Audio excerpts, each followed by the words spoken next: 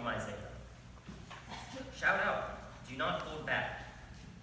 Lift up your voice like a trumpet. Announce to my people their rebellion, to the house of Jacob their sins.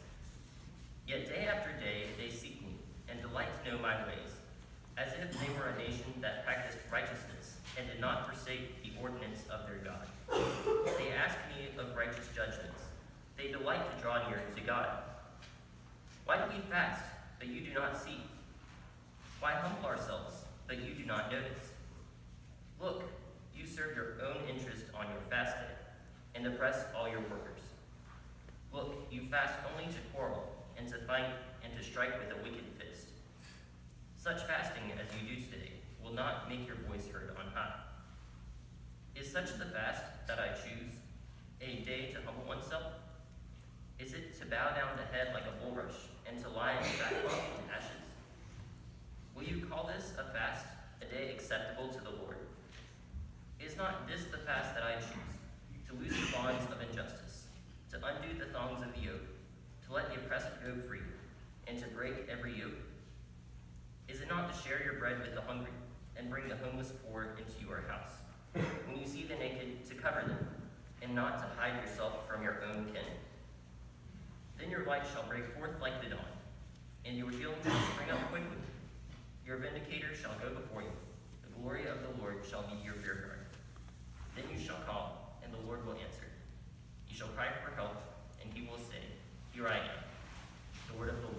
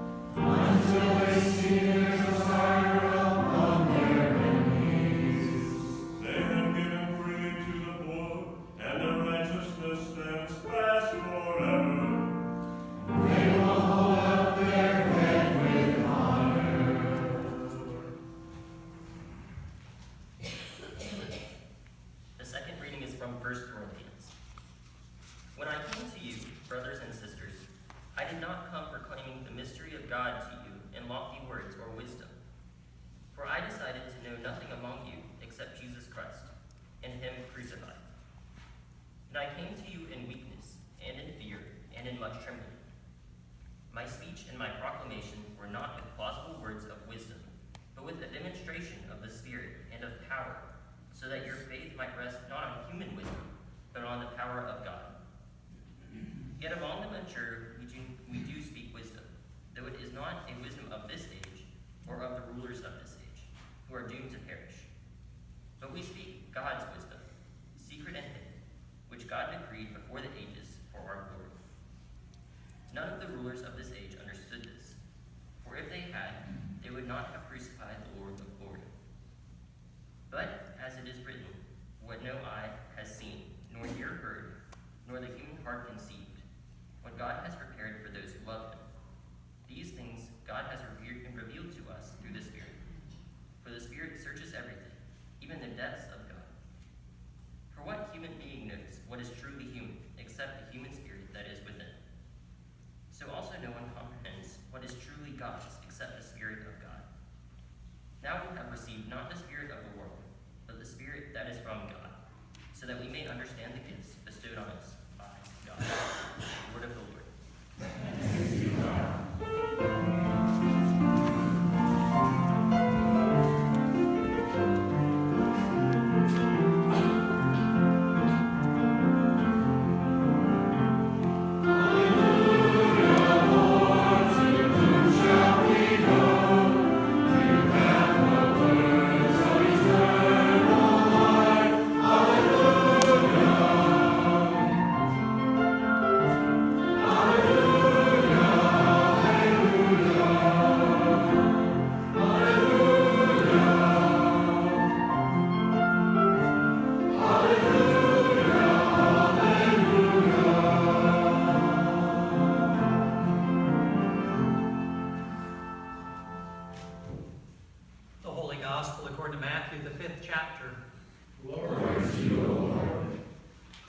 Jesus said, "You are the salt of the earth. But if salt has lost its taste, how can its saltiness be restored? It is no longer good for anything, but is thrown out and trampled underfoot. You are the light of the world. A city built on a hill cannot be hid. No one, after lighting a lamp, puts it under the bushel basket, but on the lampstand, and it gives light to all in the house. In the same way, let your light shine before others, so that they may see your good works and give glory to your Father in heaven. Do not think that I have come to abolish the law or the prophets. I have come not to abolish, but to fulfill. For truly I tell you, until heaven and earth pass away, not one letter, not one stroke of a letter will pass from the law until all is accomplished. Therefore, whoever breaks one of the least of these commandments and teaches others to do the same will be called least in the kingdom of heaven. But whoever does them and teaches them will be called great in the kingdom of heaven. For I tell you, unless your righteousness exceeds that of the scribes and Pharisees, you will never enter the kingdom of heaven." The gospel of the Lord. Praise to you, Lord Christ. Please be seated, and if Lily would like to come forward. Bravely.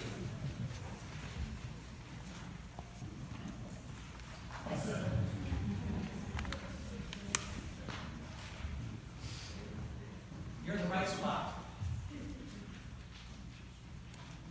Good morning. Do you want to sit there? There you go.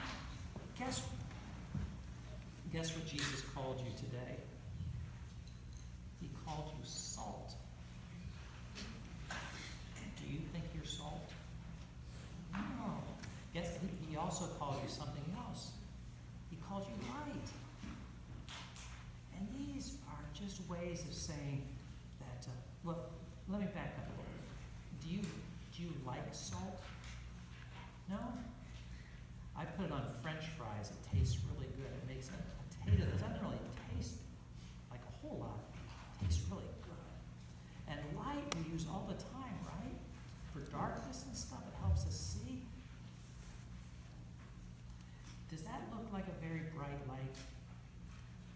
No, it doesn't. Now, are you okay with the dark for just a little bit? Or would that be scary? Would you want your mom up here? Or do you want, or if we make it dark, is that okay? Mom, it's fine. If I could have 4 students help me with that blanket right here, and just take 4 corners and create a nice dark tent here. Okay. Just over here. That's good, that's good, that's good. Okay. I'm going to have to go over a little bit. Now let the darkness descend. Whoops. How about now? Does it look bright? No. How about now? Better? She shook her head yes. Okay. Thank you very much. Yes. When things are dark, even a small light can make a big difference, a bright light. And so we talked in our Bible study today about how just doing good things, just little things, would be very important. I'm curious. I'm trying to think how best to come up with a good example. Are you ever nice to other people?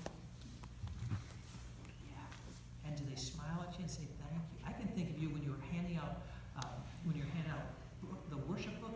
weeks ago, and you smile at people, and they smile back at you. It was like a big light in the world. So those are the things that I think Jesus calls us to try to do, to reflect his light. So it's getting complicated and long, so I'll just say a prayer. How's that? Those over here, you got to get a prayer. Come on. Let's say a prayer, okay? Dear God, thanks for this day. Thanks for old friends. And new friends. Help us reflect your light. In this world. Amen. Thank you, Lily, for being so brave. Now I can go back and say. Please stand for our gospel.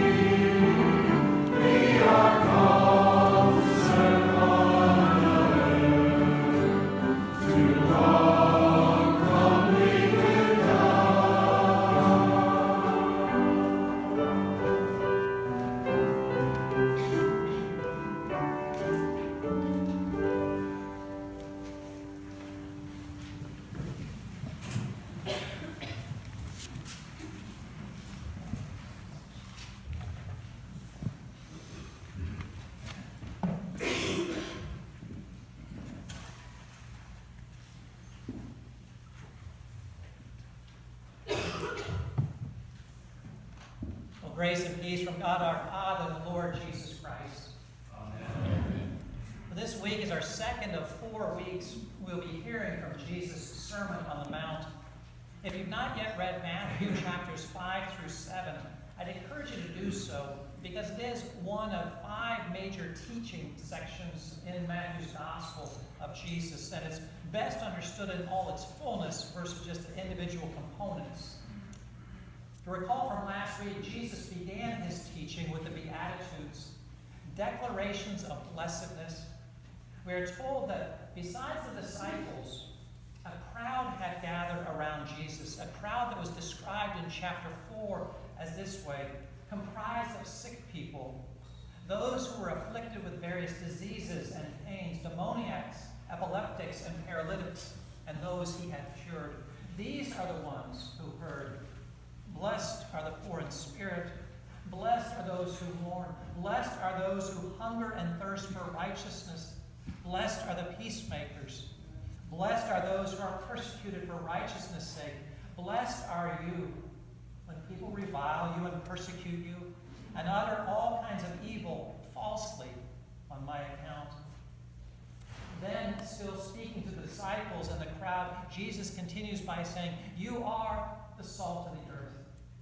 You are the light of the world. Like the Beatitudes, these are declarative statements. Jesus declares what already is, what he has made through his call of them. You are the salt of the earth. Not you will become salt of the earth, or you need to try harder to be light for the world.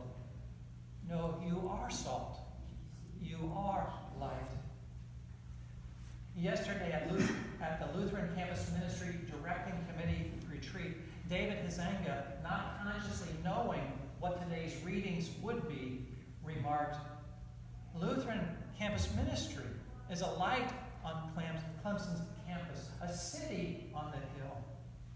We then went on and discussed how Lutheran Campus Ministry offers a place to belong, a community of friends, a place to gather for meals and support, a place to experience God's love.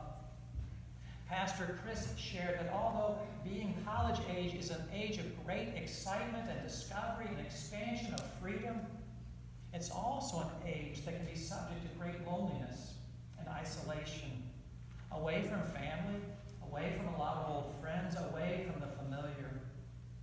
We, through Lutheran Campus Ministry, can help with that.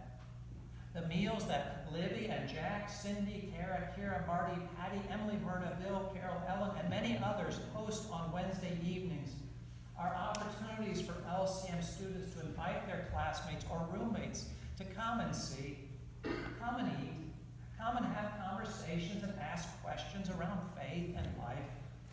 Come and get to know others who will gladly be listening ears when you are facing difficulties, or walk with you during challenging times.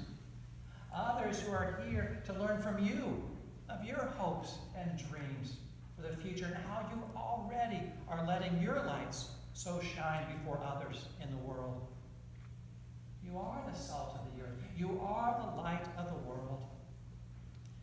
Jesus also said, do not think that I have come to abolish the law or the prophets. I have not come to abolish, but to fulfill. Fulfillment of the law and the prophets occurs in obedience to Jesus' two greatest commands. You are to love the Lord your God with all your heart and with all your soul and with all your mind, and you shall love your neighbor as yourself. Jesus says exactly this later in Matthew's Gospel, and that includes, on these two commandments hang all the law and the prophets. So how do we know when we are being salt of the earth? How do we know we are not hiding our light under a bushel basket? Through our neighbors. They'll be able to tell us if they feel love from us. After all, each and every one of us knows in our gut or our heart if someone is behaving in a loving way towards us. Maybe not 100% of the time, but most of the time. We can get a pretty good idea when someone says, bless your heart, is sincere, or when bless your heart means anything but that. This week I had the chance to sit in on a meeting of international students and faculty at Clemson. For an hour and a half I heard stories of concern and fear about whether it was safe to visit their families back home, or could they too be caught unaware by a ban on return travel. One woman spoke of her husband who has dual citizenship and what that meant for her and her children. Or the professor not knowing whether to get on an airplane the next day because what would happen if her native country of Turkey was added to the list. These are our neighbors who are experiencing real fears and concerns. And their stories, their concerns, their feelings reminded me of a time from earlier in my life. When I was 11 years old, we moved to Toronto, Canada. And on my first day of school, as a teacher introduced me, one classmate shouted, "Yankee, go home!" But he did not mean it as a joke, but a protest. There was contempt in his voice.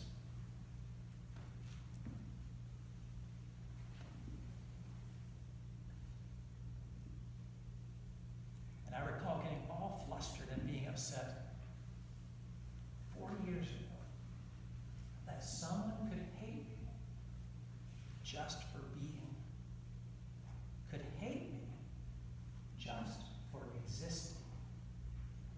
I never said a word to him or done anything.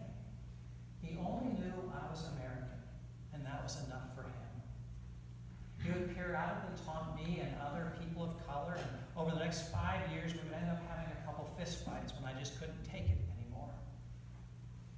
I cannot imagine the stress and the strain borne by people who face this daily, and not just from one of their peers, but from many, including those who have the power to control their lives or even take their lives. Called to be disciples, called to be followers of Jesus, we are the salt of the earth. We are the light of the world. In following Jesus, we are expressly called to feed the hungry, hence the Super Bowl collection and support for Clemson Community Care, to give drink to the thirsty, to welcome the stranger, clothe the naked, help heal the sick, visit the imprisoned. In seeing Jesus' ministry and outreach to the vulnerable and marginalized in his day, I think it's a faithful interpretation to do so to those today who are also vulnerable and marginalized in our society, to extend God's love and care to those who are feeling unloved and uncared for. Let your light so shine before others that they may see your good